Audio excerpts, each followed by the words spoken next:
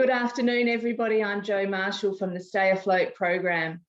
I'd like to welcome you to our session here at the World Fisheries Congress, and I must extend an apology that I can't be with you in person today. Unfortunately, these times we live in throw us some curveballs. But don't disappear. We've still got a fantastic lineup for you today. I'm going to share some information about our program and introduce some of the key people that have been involved to share their experiences. Before I start with the introductions, I'd like to acknowledge that the land I'm meeting you on is the land of the Kaurna people here in Adelaide, the same place, the home of the World Fisheries Congress. I'd like to pay my respects to their elders past, present and emerging, and pay my respects to their spiritual connection with the land. I'd also like to pay my respects to the lands from which all of you are dialing in from today. So in my absence for the remainder of this session, I've asked a wonderful woman called Emma Kavanagh to be our facilitator. Emma's had a relationship with Stay Afloat for most of this year and adds enormous value to our program. She's a clinical psychologist and master mental health first aid accredited instructor. She's worked as a psychologist for over 15 years in both the private and public sector, working with clients across their lifespan. Emma consults with organisations, primary health networks and industry groups in developing psychology services models and workplace mental health education and awareness programs. One of the things that's fantastic about Emma is her psychological expertise and workplace background, as well as the fact that she's an instructor with Mental Health First Aid Australia and has been for over 3 years. She's facilitated their face-to-face and online courses to public and private organisations, as well as community groups in the health sector. She's been facilitating the Mental Health First Aid course for the Stay Afloat program for most of this year. One of the highlights was delivering a face-to-face course before lockdown at the Sydney fish markets, and now she's made the pivot with the rest of us and is delivering Stay Afloat's National Mental Health First Aid online courses for people in the seafood community. Please join me in welcoming Emma, and I'll hand over to her at the end of my introduction, and she will introduce you to some of the wonderful people that have represented the grassroots of the development of programs like Stay Afloat, as well as some of the key people that are involved in it. So I'm going to share my screen now and introduce you to the Stay Afloat program. Stay Afloat program was born out of research that was carried out by Tanya King, funded by a range of bodies, including the FRDC and a team of researchers. And that research was completed back in 2017. The Seafood Industry Australia and Women in Seafood Australasia team collaborated to lobby for funding and succeeded in getting funding of $500,000 at the last Australian federal election to run a national mental health pilot. I was engaged as the program manager of that program, and we started putting together the activities I'm about to talk to you about in around June last year. The program pilot wraps up in April 2022.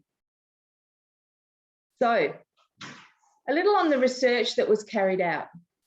The survey on commercial fisher mental health and wellbeing and physical health and wellbeing showed us that whilst overall commercial fishers were experiencing similar rates of stress, that the reality was that they were experiencing higher rates of significantly high psychological distress than the average population.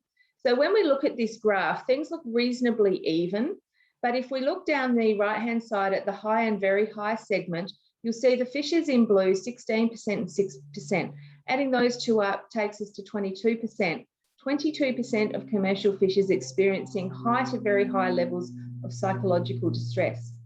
We look at the general population, 9 and 4%, that's 13. So you can see there we're nudging up towards double the base rate of high psychological distress compared to the general population. The next graph that we're going to have a look at speaks to what are the factors that are contributing to the stress amongst people in the fishery. And this is a graph that I really like because it speaks to the heart of the Stay Afloat program. Government red tape is the highest stressor, and we know that we're working in a highly regulated industry. But the next two are the really interesting ones. I'm not here to talk too much about the issues around government regulations. What I'm here to point out is that the second highest stressor is uncertainty about future changes to government access regulation. And closely behind that The third one is the actual changes to government access regulations. So what we can see is it's the uncertainty about future changes that is as high, or perhaps just a little bit higher, than dealing with the actual changes themselves. So in a mental health space where we're here to work on how we help our colleagues and our community manage the stressors that exist in their day-to-day lives, it's important to note that if we can help people manage some of the uncertainty that they can't control, then we may have a positive impact on the stress amongst people in their fisheries. And no, I'm not saying it's completely as simple as that, but that was a key point that we found in looking at the information. Now, my details will be shared with you at the end of this session, so please don't hesitate to reach out to me via email or on STay Afloat Australia on Facebook to ask me for more information or for copies of the detail that sits behind some of these reports. So the Australian Mental Health Pilot Program. Very early in the program, we were lucky enough to build upon an existing collaboration with Julian Harrington, the CEO of the Tasmanian Seafood Industry Council. Tasmania was one state that had already done a lot of work in this space and in fact had developed the branding Stay Afloat. Julian's going to be speaking to you later in this session, and I really look forward to you hearing about the wonderful work that's been done in Tasmania. The first role that we had once we'd established the basic project plan was to go out and find 3 focus communities, and within each of those communities engage 3 trusted advocates. So we looked for communities that hadn't had any mental health support previously, and we came up with the communities of Darwin in Northern Territory, Newcastle in New South Wales, and Lakes Entrance in Victoria. Within each of those communities, I did a lot of networking. We were in COVID times, so a lot of networking, a lot of Zoom calls to introduce the people to the program and effectively show them the chart that you're looking at now and ask them for their advice, their input, for their recommendations. And ultimately, we worked together to find our 3 trusted advocates in each of those communities. I'm really excited that you're going to meet with Tony Heddich from Darwin, Rob Gouter from Newcastle, and Arthur Allen from Lakes Entrance after I've finished today, to hear more about their experiences and what's really going on at grassroots in those communities. The trusted advocates were put through mental health first aid training to enable them to understand how to see the signs and symptoms and deal with people in crisis. And they also undertook significant onboarding where we worked through some of the positive psychology, early intervention and prevention pieces to enable them to have broader wellbeing conversations in community. So we have a balance in the program of ideally preventing and helping people manage stress so that they don't lead to further mental health problems, and also supporting people who do have problems. The second piece, and very closely linked to the Trusted Advocates program, was engaging and educating supports in community. We know from the research that was carried out that our fishers find it difficult when they do go and seek help, that the professions that they're talking to don't understand the particular stresses of our industry. Some fishers have said that they spent more time in a doctor's surgery talking about why our industry and why our work is stressful than they did actually talking about their own individual challenges and what they can do about them. So we created a number of brochures through these early stages of the program. The first was a brochure for community that enabled community to understand the program and provided them with the contact details and identities of our trusted advocates. And the second was an information leaflet targeted at the medical sector, general practitioners, mental health services, other supports in community, to help them understand what the program was trying to achieve and what the particular stressors of our community are. And I love, this is one of my favourite photos on this this slide. It's a picture of a bunch of people in Darwin who got together for one of our early Stay Afloat barbecues.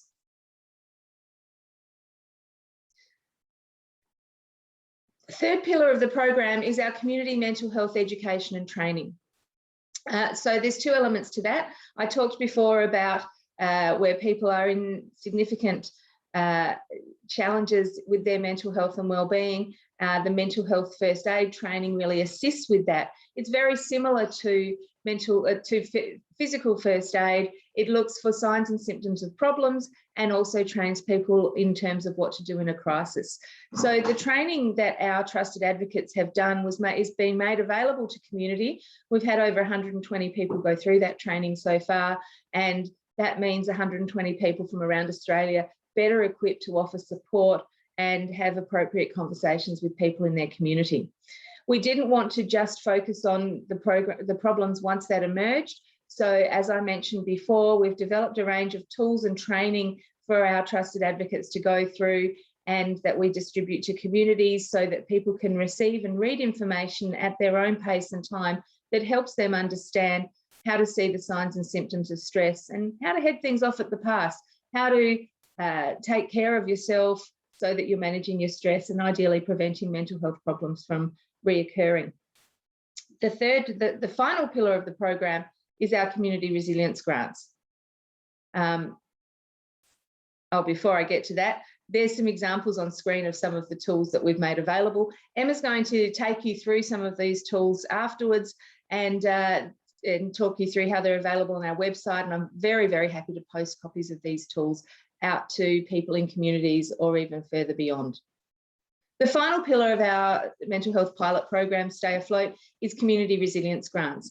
We had access to 35 grants of $2,000 each to provide to communities to help them firstly connect people within the community to support one another. We know that human connection is really, really key to emotional support for people in community. We know that that connection makes a difference to their overall and mental health and well-being.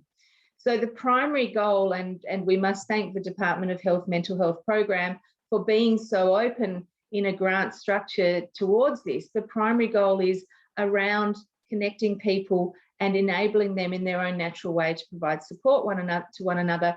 And the secondary goal is to ensure that at those events, we have some information available around mental health and wellbeing. That might be as little as our brochures and some collateral, or as much as having a lived experience or qualified speaker to come to that event. So we've had a wide range of events run so far. We've had community family events where families have come together. We've got community walks planned. We've even got a tour of local infrastructure specifically for the seafood community to show them the opportunities and give them hope around future export opportunities opening back up, followed by a mental health speaker.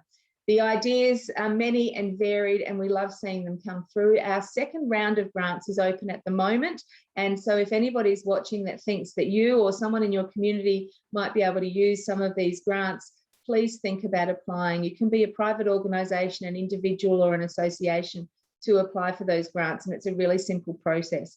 As I said before, my contact details will be provided. Really happy to have a chat with anybody about how you can gain access to those community resilience grants.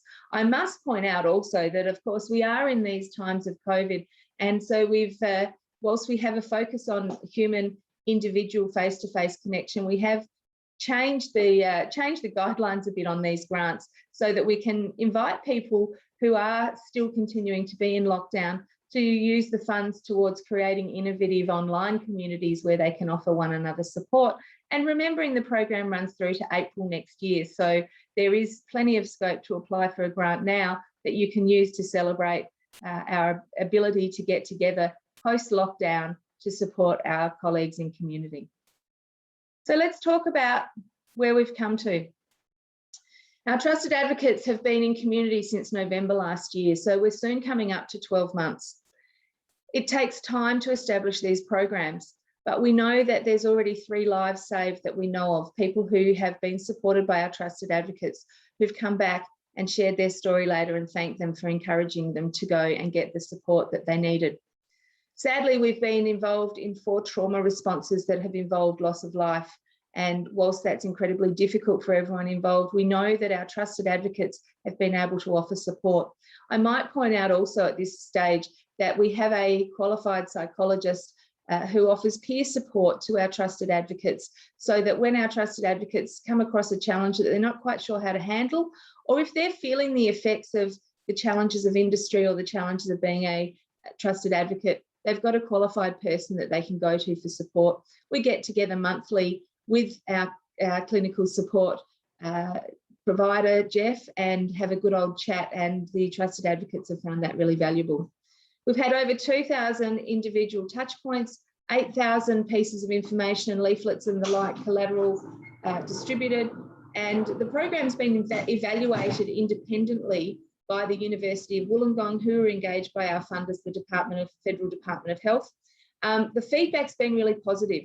They feel that a program like this has very, very high potential, both to succeed and also to scale across multiple communities because of the grassroots nature of the program. They see strengths in our grassroots program, but they also see strengths in having a central coordination point. So the work that we're doing through me, other members of the Seafood Industry Australia team, Emma and our clinical supports, makes a difference towards making people feel that they're part of something whilst they're still remaining in their communities. We have an amazing steering committee that oversees the program, and the support that they've provided me in learning about programs, industry, and making decisions around this program has been invaluable. Our steering committee is made up of Kirsten Abernathy, Alison Kennedy, Barbara Constas, and Veronica Papacosta, and we met weekly at the beginning of the program and scaled down to fortnightly and now monthly, to ensure that the program is well governed and that we're using every bit of expertise we possibly can. So I must thank them. We were excited recently to be approached by the Queensland Government Department of Fisheries, who are going through a major reform at the moment and had identified the need to support fishers from a mental health perspective through that program. So at the moment, we're in the process of establishing a further 5 focus communities, each with 2 trusted advocates in them in the Queensland region. So that will be a great opportunity to support the industry through some significant changes, and also to continue to spread the word around the Stay Afloat program. The last thing I just want to touch on today is that this isn't just about mental health and well-being and stress. This mental health space in the workplace really links into safety as well. Safe Work Australia have shown us that when you ask people who've been through workplace accidents and injuries what their mindset was prior to having that accident or injury, the 4 most common mindsets are frustration, fatigue, rushing, and complacency. Have a think about a person who's experiencing high levels of stress, distress, or mental health problems. The likelihood that they're in one of those mindsets is significantly high, and all of those mindsets lead to physical accidents in the workplace as well. As employers in the seafood industry, we have a responsibility to keep our people safe, both physically and psychologically. And we can see here that if people aren't feeling healthy from the psychological perspective, they're not only risking their mental health problems escalating, but risking physical injury. So I never like to lose sight of that. Safety at work can't be achieved without mental health and well-being. So that's it for me now. I'm going to hand over to Emma, say thank you very much and apologies once again for not being with you today. But I know that Emma, Julian, our trusted advocates, will all provide you with some fantastic information. And of course, my contact details are available. I'd love to speak to any of you after the session today. So that's it from me. Thank you for joining us to learn about the important topic of mental health in the workplace. And please stay on to hear from our trusted advocates. They're incredible human beings.